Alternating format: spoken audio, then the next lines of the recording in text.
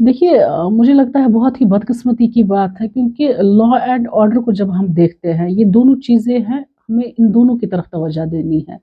Law हमें बहुत सी चीज़ें सिखाता है, पढ़ाता है और कितने ही स्टैट्यूट्स हैं, जिसमें ये मेंशन किया गया है अगर हम पोज़ीशन देखेंगे, किसी बंदे के पास 30 साल से ज़्यादा, 40 साल से ज़्यादा, 50 साल से ज़्यादा कोई पोज़ीशन में है, तो लॉ कहता है कि by way of adverse position वो ओनरशिप उसको मिल जाती है। तो जब वो चीज़ें आप उन चीज़ों को देखते नहीं हैं, हमारा एक प्रिंसिपल है लॉ का जिसमें हम आडि अल्ट्रम पार्टम कहते हैं, यानी कि नोबडी शुड बी कंडेम्न्ड अनहर्ड। जब तक आप उसका व्यू नहीं सुनेंगे, आप उसको नहीं सुनेंगे, तब तक आप कानूनी कार्रवाई उस पर नहीं कीजिए। लेकिन मुझे लगता है जो ये बुलडोज़र्स हैं न तो ये कोई कानून देखता है न तो ये देखता है क्या इसका राइट है, कोई इल्लीगल तो नहीं है, कोई लीगल तो नहीं है। वो उसके सामने हर एक शख्स, चाहे वो पोज़ीशन में है, राइटफुल ओनर है या वो राइटफुल ओनर नहीं है, वो हर एक को एक ही तराजू में तोल रहा है। तो चाहिए और वक़्त की ज़रूरत भी और हमारा कॉन्स्टिट्यूशन कहता है, हमारा आईन कहता है, हमारे स्टैट्यूट्स कहते हैं, अगर कोई पोज़ीशन में है पहले आप देख लीजिए, उसको प्रॉपर नोटिस दे दीजिए। आप देख लीजिए उसका व्यू पॉइंट क्या है, कितने सालों से है। अगर लॉ उसको कोई रिलैक्सेशन दे रहा है, वो रिलैक्सेशन आप उसको दे दीजिए। लेकिन अनफॉर्चुनेटली आप बुलडोज़र्स को ला रहे हैं और उसको कहने का कोई मौका ही नहीं दे रहे हैं और बेचारे को you are dashing down his property जो इसने ब्रॉड डे में बनाई हुई है। उस वक़्त वो गवर्नमेंट कहाँ थी, वो ऑफ़िशियल्स कहाँ थे जब वो एक मकान बना रहा था, जब वो एनक्रोचमेंट कर रहा था, जब वो दुकानें बना रहा था, जब वो लोन ले रहा था इसी प्रॉपर्टी से, क्या उस वक़्त एडमिनिस्ट्रेशन नहीं थी? क्या यही लोग नहीं थे? तो एक साइड से आप टारगेट कर रहे हैं लोगों को, आप ये कह रहे हैं कि आपने इल्लीगल एनक्रोचमेंट्स की है और दूसरे तरफ से वही लोग जिनसे उन्होंने लोन लिया, जो देख रहे थे ब्रॉड डे लाइट में कि लोग क्या कर रहे हैं, आपने इनको परमिशन दे दी कि वो बैठे हुए हैं उस प्रॉपर्टी पर और 1-5 मॉर्निंग वही लोग आ जाते हैं और उनके घरों को तोड़ते हैं, उनके दुकानों को तोड़ते हैं, उनको ये कहते हैं कि आप इल्लीगल तरीके से उस प्रॉपर्टी में बैठे हुए हैं।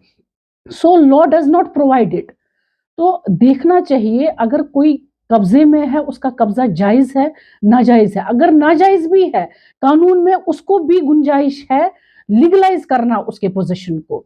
तो मैं गुज़ारिश करूँगी उन लोगों से अगर कानून रियायत देता है, अगर हमारा आईन रियायत देता है, हमारे स्टैट्यूट्स रियायत देते हैं, तो आप वो चीज़ें क्यों नहीं देखते? आप उस गरीब का क्यों नहीं सोचते जिसने इस प्रॉपर्टी पर लोन लिया है, जिसने अपना दिन-रात करके मेहनत करके पैसा कमाया, वो अपने फ़ीड कर रहा है फैमिली को, वो लोन भर रहा है, तो आप सोच ही नहीं रहे हैं उसके बारे में।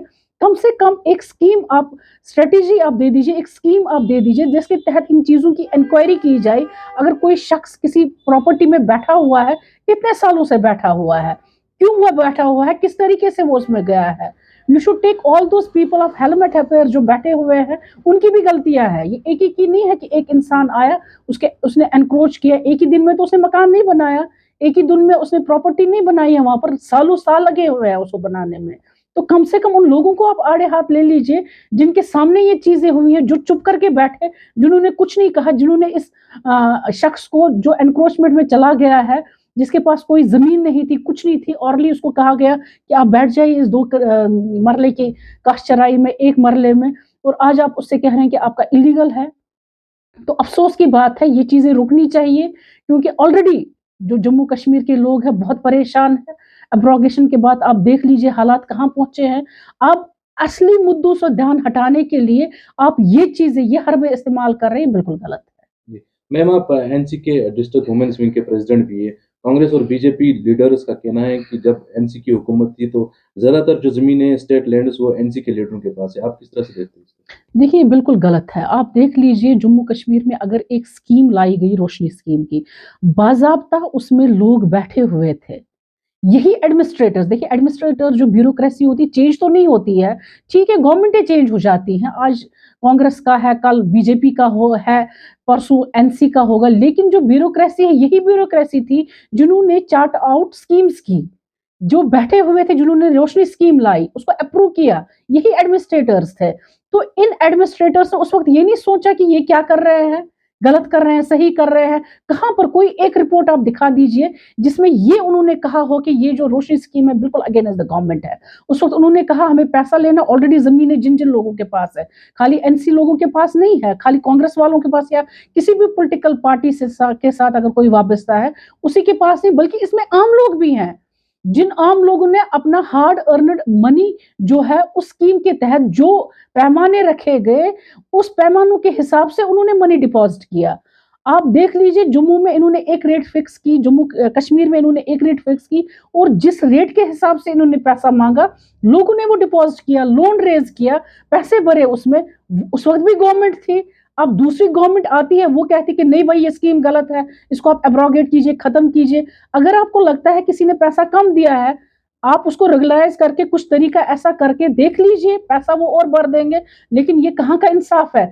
एक साइड से आपने उनको रोशनी एक्ट के अंडर आपने उसको मालिक बना दिया, फिर उसके बाद उसने रेज़ वहाँ पर स्ट्रक्चर किया, या उसने दुकान अपनी छोड़ी वहाँ पर, या होटल बनाया या कुछ बनाया, तो वो बनाकर आज आप उसको तोड़ रहे हैं। ये तो नाइंसाफ़ी है, बिल्कुल सरासर नाइंसाफ़ी है।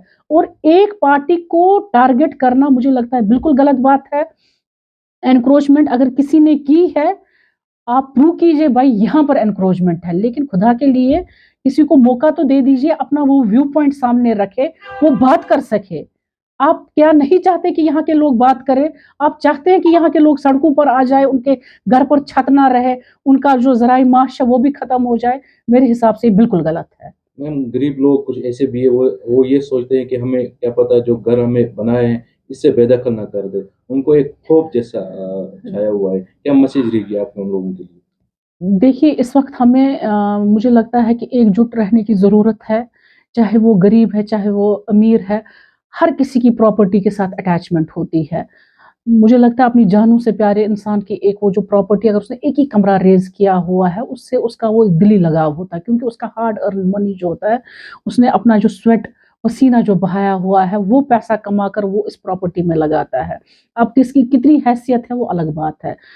एक दुकान जिसके पास, बेचारे के पास है, वो इसी दुकान पर जाकर अपना पैसा कुछ कमाकर अपनी फैमिली को चलाता है। ठीक उसी तरह एक गरीब किस तरीके से वो स्ट्रगल करता है, और किस तरीके से हमारी ऑलरेडी कोविड-19 ने कमर तोड़ी हुई है। अभी हम सँभल नहीं रहे हैं। जो हमें ज़ख्म लगे हैं 5 अगस्त 2019 को, उन ज़ख्मों को अभी हम भर नहीं पाए हैं। तो फिर से ये ज़ख्म आप दे रहे हैं। आप देख लीजिए एक गरीब को जिसके पास कुछ नहीं है, जो लोन से बिल्कुल ऊपर से नीचे तक भरा हुआ है, उसके पास कोई ज़राए माश भी नहीं है, तो उसकी हालत क्या हो जाएगी? तो उस शख्स को आप क्या फ्रस्ट्रेट करना चाहते हैं?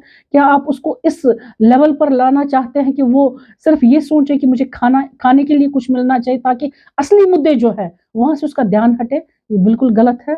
हमें इन चीज़ों को कंडेम करना चाहिए, हमें एक-दूसरे के साथ साथ होकर खड़े रहना चाहिए। न ये कि अगर किसी का मकान गिर रहा है, हमें खुशियाँ नहीं मनानी चाहिए, क्योंकि अगर आज एक का मकान गिर रहा है, कल उसी भाई का जो उस पर हँस रहा है, जो खुशियाँ मना रहा है, जो लड्डू बाँट रहा है, कल उसका मकान भी गिरेगा।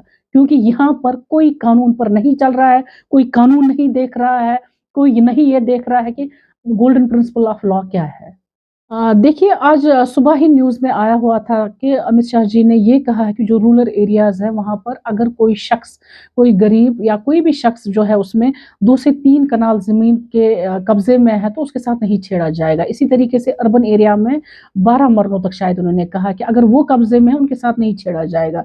लेकिन बदकिस्मती से हमने ये देखा, ये तो अभी ओरली है ये चीज़ें, तो बहुत अच्छा होता अगर कोई रिटन ऑर्डर आ जाता, क्योंकि इसमें जब सैलाब आ जाता है, वो ये नहीं देखता लीगल क्या है, इल्लीगल क्या है, वो अपने साथ सबको बहा कर ले जाता है। तो मेरी गुज़ारिश होगी उन लोगों के साथ, या अमित शाह जी के साथ जो ओवरऑल देखते हैं इन चीज़ों को, कश्मीर को, कि कम से कम एक रिटन ऑर्डर दे दीजिए, ताकि जो रेवेन्यू डिपार्टमेंट है, जो निशानदेही इस वक़्त कर रहा है, बिना उन लोगों के जो कब्ज़े में है, वो निशानदेही कर रहे हैं, कम से कम उनको भी वो ऑन बोर्ड ले ले, निशानदेही करे, कौन इल्लीगल है। अगर 2 से 3 कनालों के बीच में आता है, तो वो उसको कम से कम कुछ राहत मिले। तो मेरी गुज़ारिश होगी एक ब्लैक एंड व्हाइट में एक ऑर्डर आ जाए, ताकि ये चीज़ें, वो तबका जो इससे इस वक़्त परेशानी में जूझ रहा है, जो मुसीबत में है इस वक़्त, वो इस परेशानी से, इस मुसीबत से बाहर आ जाए।